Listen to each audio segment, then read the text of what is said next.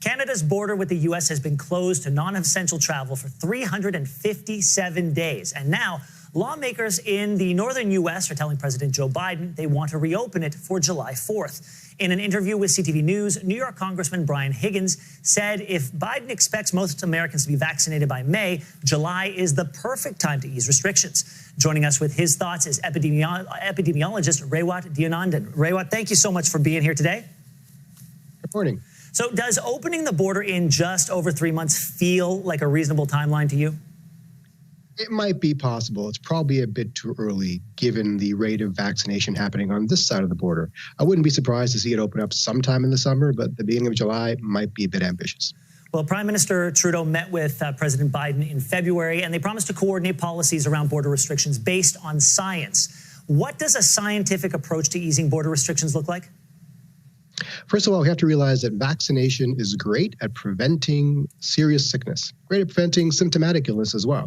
We don't know how good it is at preventing transmission. That means there's a slight probability that a vaccinated person can still move infection around. That has to be measured still.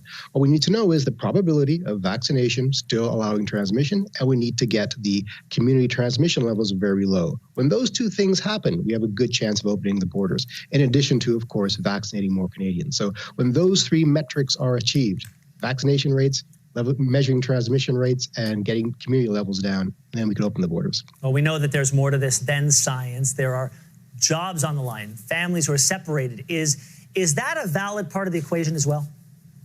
Oh, absolutely. This is not a decision made just through the public health lens. It's made through an economic lens, through a mental health lens.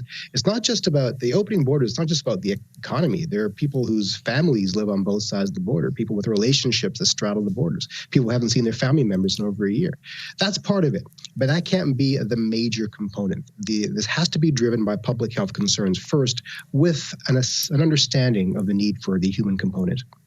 In response to Congressman Higgins, a top official with the Prime Minister's office told CTV News, quote, "We can see the light at the end of the tunnel, but we're not there yet." When do you think we're going to be there? I think in terms of opening the border, sometime in the summer is not unreasonable, assuming, of course, we get all our vaccine shots as expected and assuming no new scary variants pop up to change the scene. So there are some unknowns, absolutely. It looks like that vaccination is diminishing transmission to a very large extent. I would estimate probably between 60 and 80%, which is fantastic, but it's not perfect. It means that a vaccinated person can still move infection around. So long as vulnerable people exist in large numbers, we have to do this sensitively and slowly. Raywat, thank you so much for being here. Thank you.